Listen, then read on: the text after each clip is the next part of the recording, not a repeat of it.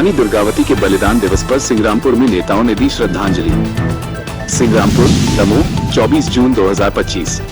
गोंडवाना साम्राज्य की महान वीरांगना रानी दुर्गावती के बलिदान दिवस पर उनकी राजधानी रहे सिंग्रामपुर, दमोह में एक भावपूर्ण श्रद्धांजलि कार्यक्रम का आयोजन किया गया।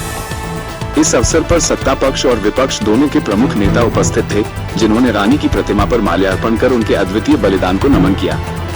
कार्यक्रम की शुरुआत स्थानीय विधायक और राज्य मंत्री धर्मेंद्र सिंह लोधी और सांसद राहुल सिंह द्वारा रानी दुर्गावती की प्रतिमा पर माल्यार्पण से हुई। मंत्री लोधी ने कहा कि यह उनका सौभाग्य है कि रानी दुर्गावती ने जबेरा विधानसभा के सिंग्रामपुर में शासन किया और सर्व समाज की रक्षा करते हुए अपने प्राणों की आहुति दी। उन्होंने धरती आबा योजना के तहत सिंग्रामपुर क्षेत्र में 400 करोड़ रुपए के विकास कार्यों की भी जानकारी दी। सांसद राहुल सिंह ने रानी दुर्गावती के जीवन से प्रेरणा लेने और पश्चिमी संस्कृति का अंधानुकरण छोड़ने का आह्वान किया। उन्होंने जबेरा क्षेत्र में शिक्षा को बढ़ावा देने के लिए चल रहे निःशुल्क कोचिंग कार्यक्रमों का भी उल्लेख किया। नेता प्रतिपक्ष उमंग सिंघार ने भी अर्पित किए श्रद्धा सुमन। मध्य प्रदेश विधानसभा के नेता प्रतिपक्ष उमंग सिंघार ने भी सिंग्रामपुर पहुंचकर रानी दुर्गावती को श्रद्धा सुमन अर्पित किए। उनके साथ पूर्व मंत्री ओमकार मरकाम, विधायक फुंदेलाल माको और अन्य कांग्रेस नेता उपस्थित थे। उमंग सिंघार ने कहा कि रानी दुर्गावती का बलिदान आज भी युवाओं को प्रेरणा देता है और देश के विकास के लिए युवाओं को रोजगार देना समय की सबसे बड़ी जरूरत है। फुंदेलाल माको ने एक तीर एक कमान, आदिवासी एक समान का नारा दोहराया और प्रशासन की निष्पक्षता पर सवाल उठाए। सिंग्रामपुर पहुंचने से पहले ग्राम गुबरा में जिला पंचायत सदस्य रजनी ठाकुर के नेतृत्व में उमंग सिंघार का भव्य स्वागत किया गया। इसके बाद वे कांग्रेस कार्यकर्ताओं से मिलने जनपद सदस्य दीपक यादव के निवास पर भी पहुंचे, जहां कार्यकर्ताओं में काफी उत्साह देखा गया। ये संयुक्त श्रद्धांजलि कार्यक्रम राजनीतिक मतभेदों से परे रानी दुर्गावती के त्याग, बलिदान और राष्ट्र सेवा को समर्पित रहा, जिसने सामाजिक एकजुटता और सम्मान का भाव प्रदर्शित किया।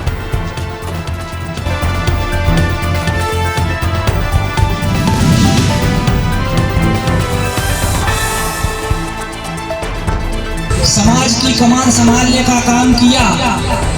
जब आताताई तलवार के नोक पर धर्मांतरण करने का काम कर रहे थे, आताताई तलवार के नोक पर धर्मांतरण करने का काम कर रहे थे, उस समय रानी दुर्गावती ने आदिवासी समाज ही नहीं, अब तो सब समाजों का मान रखते हुए जिस प्रकार से मुगलों से टक्कर लेने का काम किया, एक महिला होते हुए भी जिस प्रकार से रानी दुर्गावती की तरह लड़ी और जिस प्रकार से मुगलों के दांत खट्टे करने का काम किया, वो वास्तव में अद्भुत और अविस्मरणीय उनका पराक्रम रहा है। उनका पराक्रम वर्णन करते हुए मां साहब ने तो कविता नहीं सुनाई, लेकिन मैं मुगलों के दांत खट्टे करने का काम किया। कवि लिखता है कि जब दुर्गावती रण में निकली, हाथों में थी तलवारें दो।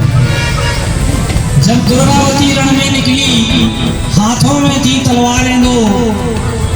रानी दुर्गावती जी अमर रहे,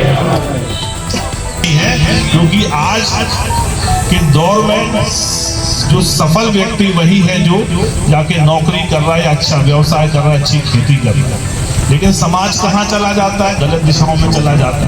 तो उस पर भी चिंतन करने की जब हम आज यहाँ जुड़े हैं, तो हम जब घर वापस जाए तो ये तय करें कि हमारा बच्चा, हमारा भाई, हमारी बेटी कहाँ जा रही है, उसकी शैक्षणिक स्थिति क्या है, क्या बनेगी आने वाले 5 साल में, आने वाले 10 साल में।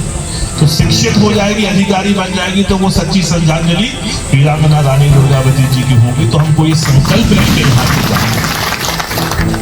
मैं कई बार फेसबुक के माध्यम से देखते रहता हूँ कि सतेंद्र भाई अलग अलग विधानसभा के 461वें बलिदान दिवस के अवसर पर उनके चरणों में सिंघार जी, माननीय पुष्पराजगढ़ विधानसभा विधायक जी, मार्को जी, मरकाम जी और दमोह से चलकर आए हमारे टंडन जी, मैडम जी, सभी